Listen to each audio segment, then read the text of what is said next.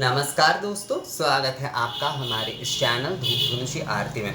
दोस्तों, मुद्रा की आवश्यकता क्या है और मुद्रा के विषय में मतलब मुद्रा हमारे पूजा में क्यों ज़रूरी होता है, मुद्रा के प्रदर्शन क्यों ज़रूरी होता है और क्या ये सभी पूजा में किए जा सकते हैं या केवल तंत्रोक्त पूजा में करना चाहिए या ये जो पंचमकार की पूजा आदि होते उसका ही केवल जो है उसमें ही ये जो है फल देता है। इसके बारे में आप लोगों का कई सवाल है।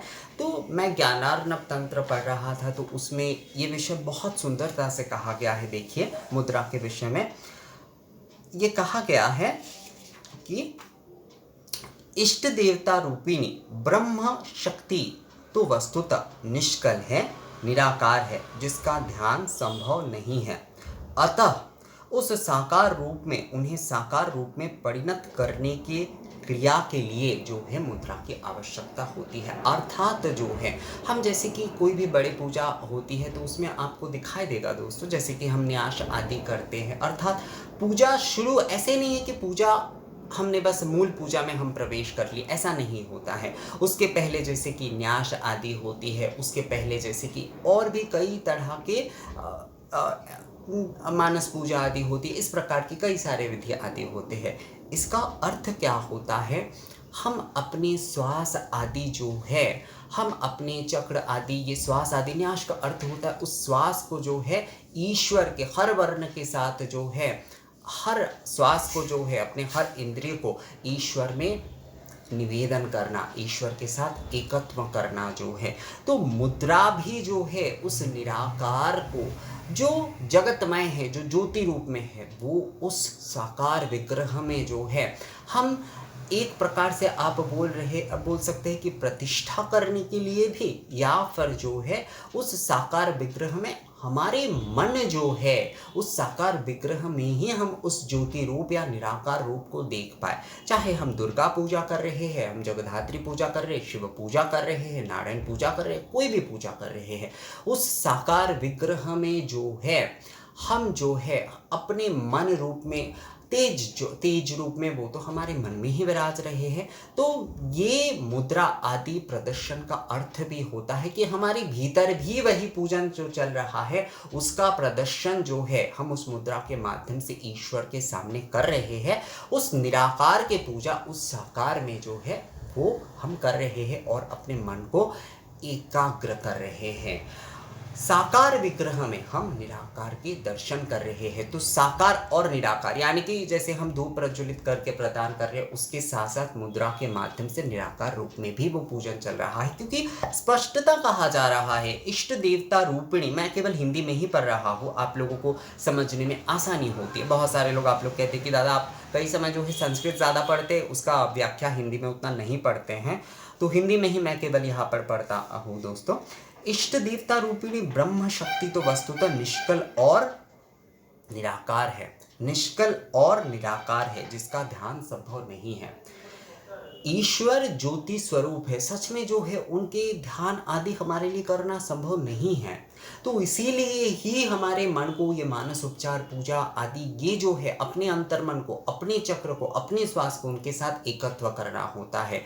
उन निराकार शक्ति को ही जो है उस साकार में हम जो है उस मुद्रा के, जैसे नृत्य के समय नृत्य के जो भाव होते हैं, जो मन के भाव होते हैं, वो अपने हाथों के मुद्रा आदि के, अपने चक्षु के मुद्रा आदि के माध्यम से जो है वो समझाए जाते हैं।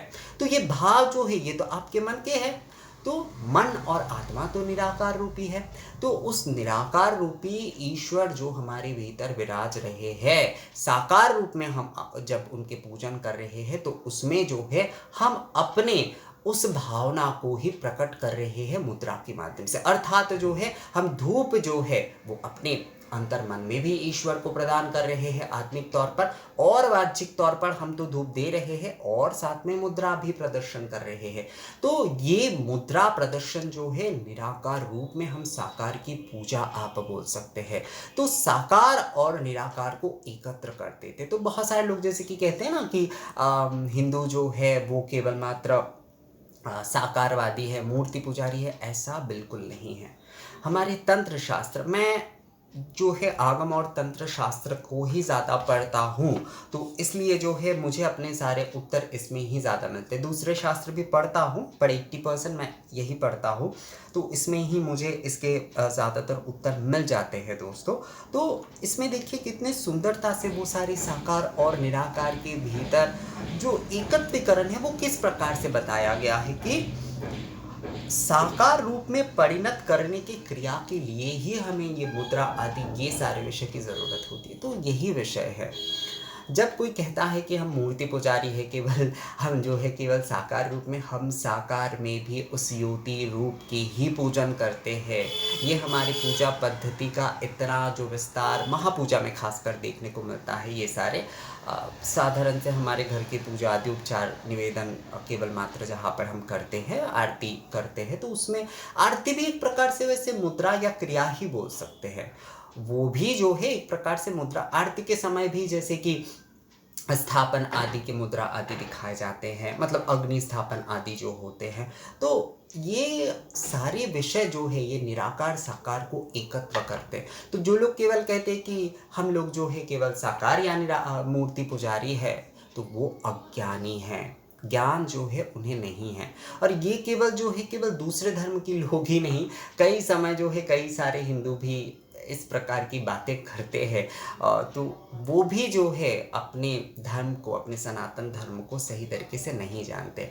हिंदू धर्म में निराकार और साकार के भेद को मिटाने की विषय ही जो है पूजा है। निराकार ज्योति स्वरूप पूर्ण ब्रह्मांड में जो विराज रहे हैं उनके प्रति मन को स्थिर करना इतना आसान नहीं है। इसीलिए हमारी ये मुद्रा आदि प्रदर्शन जो है उसका ही प्रतीक है, उसका ही भाव है। तो यही है दोस्तों हमारी मुद्रा प्रदर्शन का कारण। तो मुद्रा जो है हम हर पूजा में कर सकते हैं। ऐसा कुछ नहीं है कि केवल पंचमाकार की पूजा में, ये सब फालतू की बातें हैं। तंत्र शास्त्र को पढ़ते नहीं हैं, ये हमारी आराधना शास्त्र है, इसे पढ़ते नहीं हैं और गलत गलत अपप्रचार करते हैं। ऐसा कुछ नहीं है। हर पूजा में मुद्रा आदि का प्रदर्शन किए जा सकते हैं। जिस तरीके से हम धूप दीप गंध पुष्प ये सब कुछ दे रहे हैं, उसी प्रकार हर किसी के अलग अलग मुद्रा का भी प्रदर्शन किए जा सकते हैं। कोई समस्या नहीं। आवाहनी मुद्रा, स्थापनी मुद्रा, धूप दीप नैवेद्य, सभी मुद्रा जो है, अमृतीकरण मुद्रा नैवेद्य के लिए जो है, ये सभी का जो है हम प्रयोग अवश्य कर सकते किसी भी पूजा में हो। इसके लिए पंचमकार की या फिर जो है विशेष तंत्रोक्त आदि इसका कोई विषय नहीं है। आगम जो है हमें ये अनुमति देता है। हमारी पूजा ही आगमुक्त है, हमारी पूजा ही तंत्र का विषय है। तो यहाँ पर विशेष और पंचमकार आदि ये सब कुछ क्या हो जाते हैं। हर किसी के अपने अपने कुछ मुद्रा के, जैसे कि मान लीजिए कुछ मुद्रा जो है आप जब पूजा में भी करेंगे तो वो आपको गुरु से अनुमति लेने होते हैं, वो नहीं किया जा सकता, तो वो अलग विषय होता है। पर कई सारे विषय जो है, मतलब ये मुद्रा जो विषय है, मुद्रा के प्रयोग के जो विषय है, वो आपको केवल मात्र कुछ विशेष के लिए ही करना है। आप कुछ के लिए नहीं कर सकते, केवल शाक्त पूजा के लिए करना है। ये सब कुछ अवधारणाएं हैं। तंत्र शास्त्र को पढ़िए दोस्तों, इन सारे विषयों के जो भी सारे वेद बुद्धि है ना वो मिट जाएंगे। अपप्रचार लोग करते हैं उसमें बिल्कुल भी कान मत लगाइएगा। शास्त्र से जानिए, शास्त्र ही आपको जो है सही तरीके से आपको बताएगा। और शास्त्र को भी अंतर मन से समझना होगा। केवल ऊपर ऊपर पढ़ने से शास्त्र ज्ञानी नहीं हो जाते। आप एक या दो लाइन को भी पढ़ते तो उसके आत्मिकता से समझिए उसे, तभी जो है इसका आपको सही तरीके से ज्ञान होगा। तो दोस्तों मुद्रा के ऊपर ये वीडियो था, ये आप लोगों को कैसा लगा। जैसे कि मैंने आप लोगों को बताया कि साकार में मुद्रा हमारे निराकार या ज्योति स्वरूप को जो है साकार रूप में जो है उसके भावनात्मक तौर पर साकार में अपने मन को एकाग्र करने के लिए उस भाव का ही प्रदर्शन जो है वो मुद्रा है। तो ये विषय जो है आप लोगों को कैसा लगा मुझे कमेंट्स करके या मेल करके आप लोग बता सकते हैं। अगर ये वीडियो अच्छा लगा है तो इसे लाइक और शेयर भी जरूर कर दीजिएगा। मिलते हैं आपसे अगले वीडियो में, तब तक के लिए नमस्कार।